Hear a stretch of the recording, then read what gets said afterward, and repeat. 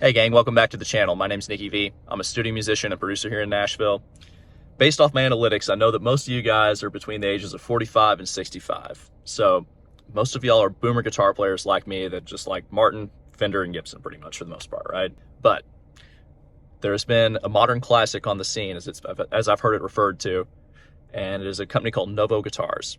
I met their GM last week at an event called Nashville Guitar Hang. He invited me to come hang out. So I thought I'd take you to the shop, show you what's what, see what's going on with this company. Guys, we're at Novo Guitars here. We got Travis here, the GM, right? Yeah, that's me.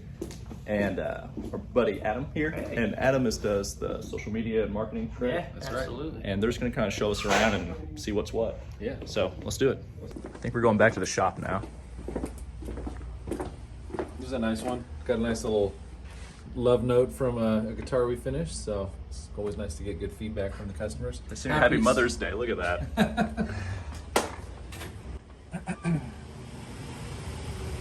Back here is the chaos, but it's controlled chaos. This is like one of the cleanest shops I've ever seen. It is. You know what? It's funny. I hear that a lot. We are in the middle of an expansion, so I'll show you kind of where that's happening. So I don't know if you ever aware or your listeners are aware, but we recently merged with Fano Guitars, which is Dennis's first company he started. Okay. Back in the late '90s. And anyway, so we're bringing Novo and Fano together. Fano was based out of like the Phoenix area. Okay. And so we've moved their whole shop out here. We're expanding into the unit next door, and as a result, we are busting at the seams. So can't happen fast enough. But doing it right here in the heart of Nashville, which is pretty cool. Right man. here, yeah. We want everything to be done right here. All American made. Love that. We'll start in the wood shop, and then we'll kind of just walk through the rest of the shop. Killer. This is Dylan. He's our rough mill lead over here. Hello, Dylan. So Dylan receives all the lumber in, so mostly a lot of pine, maple, a little bit of swamp ash, and he's basically in charge of getting all that material prepped to go onto the CNC machines. So he's going to weigh every piece, he's going to grade it for appearance and weight, determine what model it's good for, and then stack it and get the inventory ready so that when the CNC operators are ready to pull a body blank or neck blanks that run on the CNC, awesome. They know exactly what they're getting and they know that it's already been looked at and evaluated and it's good to go. Amazing. There's a lot more that he does, but I won't pretend to know all the nuances. At the end of the day, as someone once said, I'm just a glorified sales guy. And then this is AJ. It looks like right now he's working on making some pick guards, AJ. And this machine is one of our newest babies. It's the Haas VF4. We've got a couple more of these actually on their way to us for that expansion I was telling you about. This one right now pretty much handles all the neck duty that we do here. So every neck that comes out of here is cut on this machine. We've got a jig there that we try to cut out 3 necks at a time to just get that efficiency and get the most out of the machine. Because not to get too into the weeds on it, but like with a machine like this, you want it running as constantly as you can. Okay. And every moment that the machine's not running, you're paying for that machine to sit idle. So anyway, that's what happens here. Mostly necks, and as you can see, a fair bit of pick guards as well. Yeah. This is where Dylan's going to stack all of his body. So he's getting raw material in these big wooden blanks, and he's roughing out the perimeter, and then weighing and grading everything. And then you can see he's got it all labeled by, this is good for a solid, this is intrude, this is solid only, this would be good for a transparent finish. Okay, cool. So we've got it all kind of labeled and graded there. Yeah. Ready to go for the CNC guys. Beautiful. We've got some high-tech weights happening here for gluing on tops. The good old I-beam. Yep. That's some good video there. There we go. Look at that. So these are our older machines that we're in the process of replacing. These are Lagunas. But here you can see this machine's cutting out a Mirus body. So Mirus is our second most popular body shape. It is it's an offset similar to our Ceres J. This one's got a couple of SOFAR routes in it. The Mirus, we actually transitioned to making that out of swamp ash a number of years ago. Okay. We use pine for a lot of our body material, but we found that when we're milling that top, so this top is real thin, it's 3/16 of an inch. the pine just had a little bit of a tendency to get a little funny. Not all of them did, but we had enough fallout with milling the pine that thick, that thin, where we'd have splits and cracks, and pine's a little softer of wood, actually a lot softer of wood. So it's like bologna, right? It's like real soft. Exactly, and even though we were tempering it, roasting it, in an oxygen-free kiln, we were still having a fair bit of that happening. So we transitioned to the ash, and it's been much more consistent, much more stable.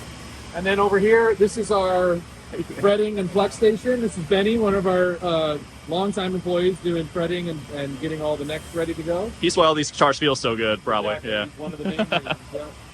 We got our flet machine there. So basically, what happens here is the necks come over. They get the inlays installed. They get the nut installed. They also get the frets pushed in, and then it's going to go off and go through some other stages. Come back here, and the frets get leveled on the flet machine. Cool, man. There's a little bit of an art form to when that happens in the process, and we've experimented with moving that to different stages, and I think where we've done it right now works really well. So here you can see Dean. Dean's our fretting lead. Dean's working on, what are you working on now, Dean? So I'm filling the sides of the fret holes, so the slots are a little bit too deep. We'll take some epoxy, we'll pack it in there, basically get it to where it's nice and flush and lines up and doesn't make it look like it's got any gaps, and it blends in with the wood. So after I get done sanding it, it'll turn into a much nicer product, and then that way you're not getting dust that falls out, holes underneath your frets, so it creates a nice, beautiful. It just looks like that. And this is where all the fretting happens over here. So these are our fret presses we're using. This is the fractal. It's a little bit smaller, but I feel that this one's pretty good for getting that overall press into each fret. And this one we like to use a little bit more to kind of pinpoint if there's any high spots on any of the fret. Okay, cool. Thank you, Dean. Yeah, no problem. Thanks, man. We're doing all the sanding and getting things prepped and ready for paint. This is Steven, our sanding lead. Let's go, man. Good, how are you? Good. Yeah, man. This is Nicky. We're just doing a little tour, showing them what's going on. Sorry to surprise you, man. Ambush. Yeah, man. You want to tell the people kind of just a general overview of kind of what you guys do in here? Yeah, so we do the necks, bodies, and we fit them. Kind of just getting all the mill marks out, machine marks. Bodies, they'll have to do the round overs.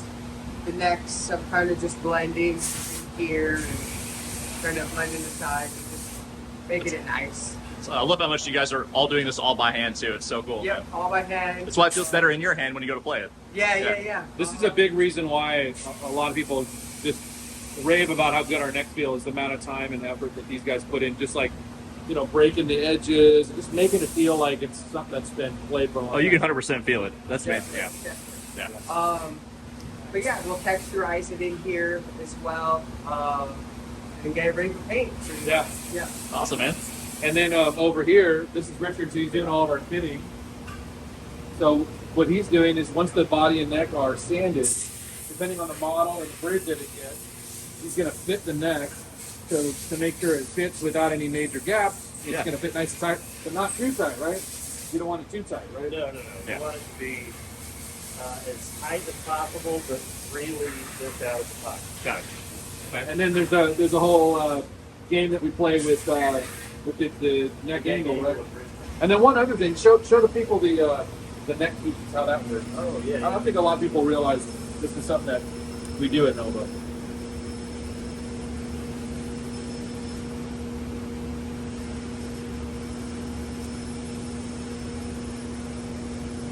Wow. I didn't know you guys did that either. Yeah. And then it just fits right down in there. Look at that.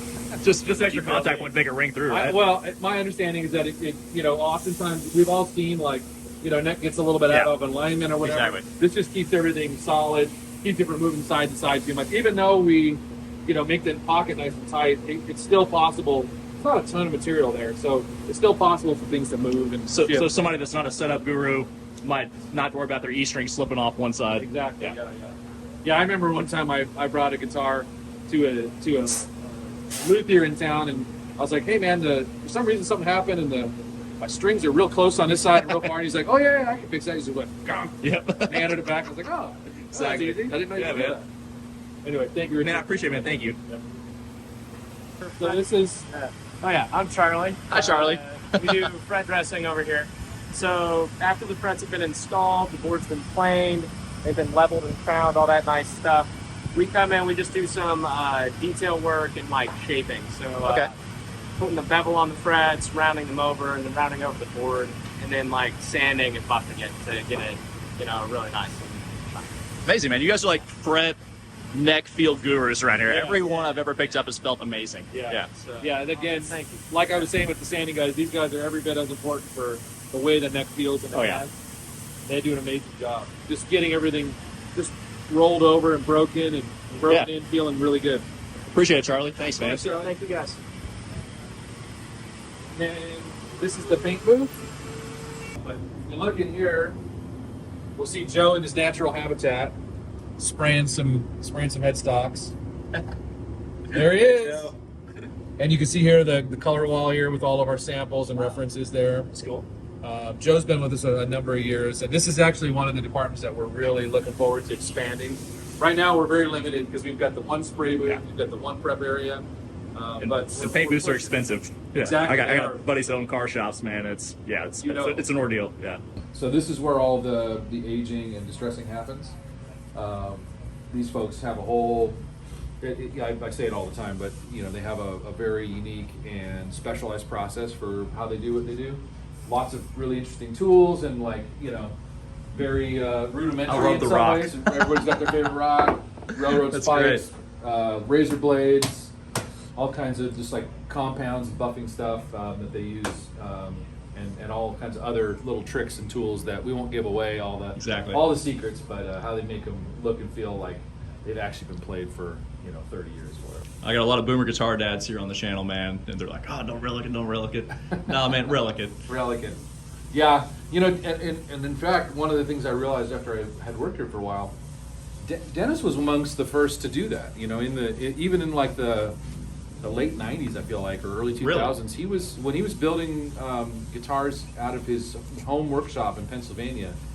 Obviously the custom shop was starting to do it, but as far as like boutique builders, I feel like Dennis was one of the first guys to really like lean into the distressed kind of relic look. That's really cool. Yeah.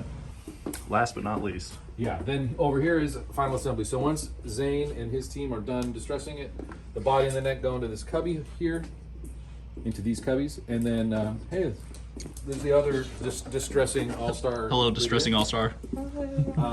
And then so all the body and the neck go into these cubbies here, and once the team is ready for it, they will go gather the parts and then bring the guitars in here to the track assembly team, where the guitars will be assembled, Hey, man. set up, and ready to go out the door once they're done with it. Amazing. Yeah.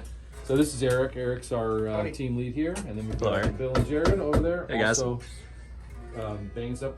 Appreciate you guys letting me intrude in here with the phone. Thank y'all. So Eric, what do you got going on here? Who's this for? Chicago Music Exchange. Oh, nice. Yep. A little black on black. That's Black cool. on black Nice. is cool. Standard spec. But it's black over candy apple. Nice. Yes. The black's very rock and roll. Mhm. Yeah. Good stuff. Yeah, so these guys will literally just get the body and the neck. They go shopping for all the parts in the area behind us. We also have another parts room adjacent to this. They gather up all the parts they need. They assemble the guitar.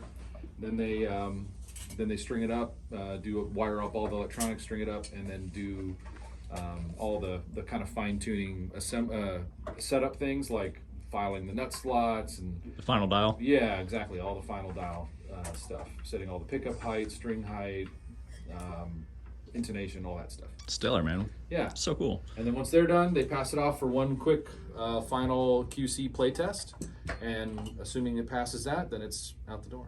Nice, man. Thank you guys. Appreciate it. Thanks, guys. Oh, and then if we go this way, He's got like a real camera. I need to give him one of those. yeah. This is the extra parts room. Part mark. And then this used to just be a wall, so this is the new suite that we've just taken over. And then this is where the internet's luthier daddy. Oh, y'all know him. Luthier Daddy. Yeah, that's where Brian's bench is. That's your new handle, man. Luthier Daddy. Behind you here is DF's workspace. So this is where he'll work on a lot of the signature stuff and one-off stuff.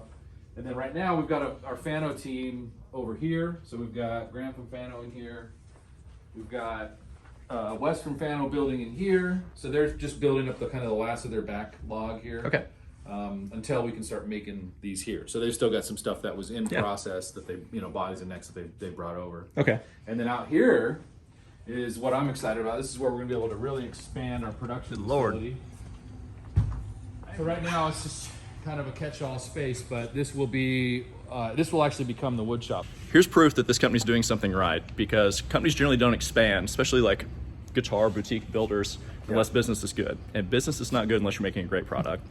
That's pretty much it, man. Yeah, that's the goal. And dude, thank you for the amazing tour, and appreciate you guys. Yeah, thank man. you. And I think we're gonna might go play a couple of them, see what's what Let's in go here. plug some in. Cool, let's do that. So which one's this? Solus F2. It's our nucleus model. That one is, I think, nicotine blonde. Nicotine Blonde Solus F2. Solus F2 Nicotine Blonde.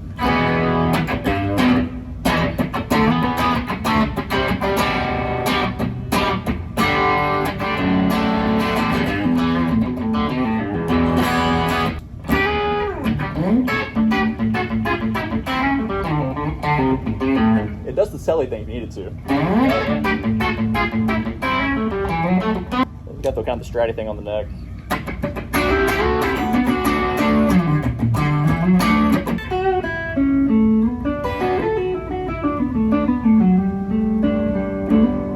That's what the middle position sounds like.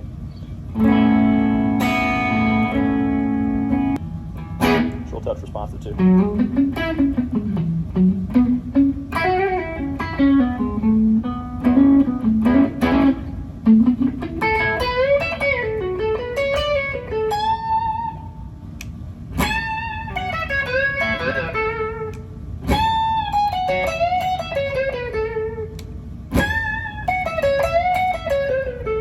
I like that you guys also were able to make the volume of this not too different than the volume of that. Which is hard because a P90 will eat up a single boil a lot of the time. Yeah. It's like the difference between those three.